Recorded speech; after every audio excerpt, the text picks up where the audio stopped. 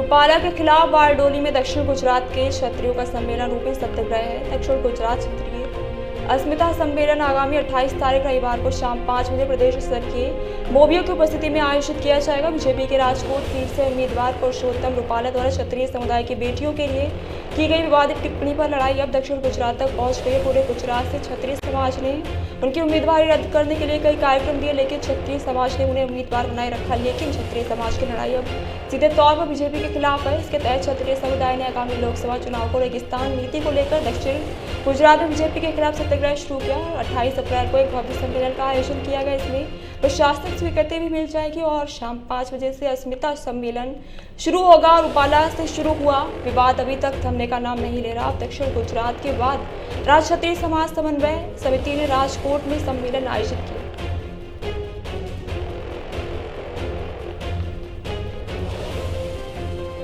અને આ લડાઈ હવે ચરમસીમાએ પહોંચી છે। રાજ્યના અન્ય ઝોનની અંદર પણ અમારા જિલ્લા વાઇઝ ઝોન વાઇઝ સંમેલન થયા। એના ભાગરૂપે દક્ષિણ ઝોનનું સંમેલન બારડોલી મુકામે 28 તારીખ અને આવતા રવિવારના રોજ સાંજે 5 કલાકે બારડોલી નજીક આવેલ પૌરાણિક કેદારેશ્વર મહાદેવ મંદિર જે છે ના પાર્ટી પ્લોટની અંદર મેં આ સંમેલનનું આયોજન કર્યું છે। રવિવારના રોજ સાંજે 5 કલાકે વિધિવત રીતે આ સંમેલનની શરૂઆત થશે। શરૂઆતની અંદર ક્ષત્રિય રાજપૂત યુવક સંઘ એમના દ્વારા વૈદિક મંત્રોચ્ચાર સાથે પ્રાર્થના અને યજ્ઞ હવન થશે અને ત્યારબાદ તરત જ સંમેલનની શરૂઆત થશે। આ સંમેલનની અંદર મુખ્ય વક્તા તરીકે રાજ્ય રાજપૂત સંસ્થાઓની જે સંકલન સમિતિ છે એ સંકલન સમિતિના પ્રવક્તા આદરણીય શ્રી કરણસિંહજી ચાવડા એ પોતે ખાસ ઉપસ્થિત રહેવાના છે। ત્યારબાદ અન્ય સમાજના જે અમારા વડીલ છે એવા આદરણીય શ્રી પીટી જાડેજા સાહેબ એ પણ પોતે ઉપસ્થિત રહેવાના છે। સાથે સાથે જે માતા બહેનો ઉપર ટિપ્પણી કરી હતી એટલે સ્વાભાવિક મહિલાઓમાં પણ ખૂબ જ આક્રોશ છે, જેને ધ્યાને લઈને સંકલન સમિતિના રાજ્યના જે મહિલા પાકના જે પ્રમુખ છે આદરણીય તૃપ્તિબા રાવલ આ 3 વક્તાઓ પોતે સંમેલનમાં ઉપસ્થિત રહેવાના છે અને સંમેલનને સંબોધવાના છે।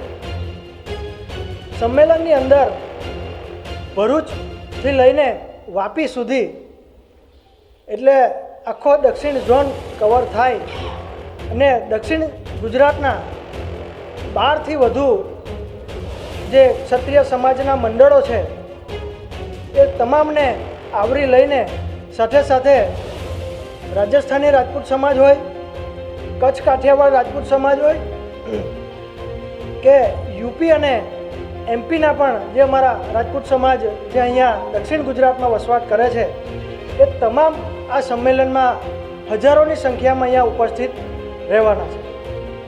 તો ગઈકાલે જે પ્રદેશ અધ્યક્ષ દ્વારા જે કંઈક રજૂઆત કરવા માટે એક ક્ષત્રિય સમાજ સાથે મિટિંગ થઈ છે અને એક સમાધાનની પ્રક્રિયા હાથ ધરવામાં આવી છે અને એની પ્રેસ કોન્ફરન્સ પણ શરૂ કરવામાં આવી છે। એ વાતમાં કોઈ તથ્ય નથી।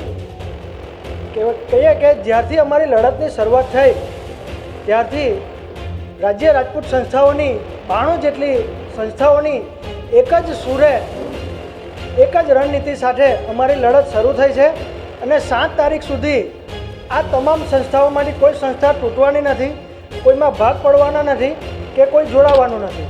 જ્યાં સુધી આ જોડાવાની વાત છે તો ગઈકાલે જ્યાં સુધી અમારું જે આ સંમેલનનું જે સ્થળ છે ત્યાં દક્ષિણ ગુજરાતના તમામ જે અમારી ક્ષત્રિય સમાજની સંસ્થાઓ છે એ સંસ્થાના તમામ હોદ્દેદારો સાંજ સુધી અહીંયા સભા સ્થળ ઉપર હાજર હતા।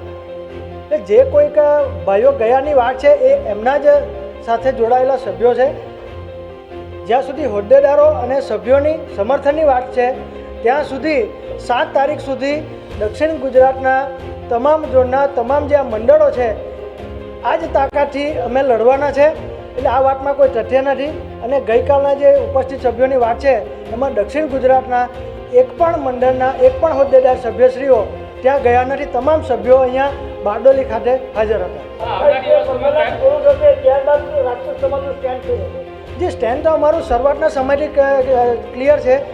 એક તબક્કો જે પ્રથમ હતો તેમાં સરકારને અમે સંકલન સમિતિ વતી એક તક આપી હતી કે પુરુષોત્તમ રૂપાલાની જો ટિકિટ ખેંચાવી જાય, ઉમેદવારી કરવામાં નહીં આવે તો અમને બીજો કશો વાંધો નથી. આ લડત કોઈ પક્ષ માટે નહીં હતી, આ લડત કોઈ સમાજ સામે પણ નહીં હતી.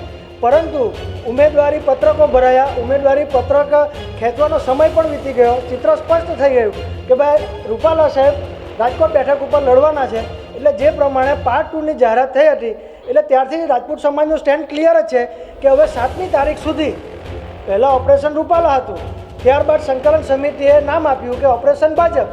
એટલે એ હેઠળ પાર્ટ 2ના જે બેનર હેઠળ જે સંકલન સમિતિએ જે રણનીતિઓ બનાવી છે એ જ રણનીતિથી આગામી 7 તારીખ સુધી એક જ સ્ટેન્ડ ક્લિયર રાખી અને સરકાર સામે જે કંઈક લડત છે એ લડવાના છે. અને એ લડત અત્યારે દક્ષિણ ગુજરાતના ક્ષત્રિય સમાજના તમામ ગામે ગામ સુધી પહોંચી ગઈ છે. કયા પ્રકારના સરકારના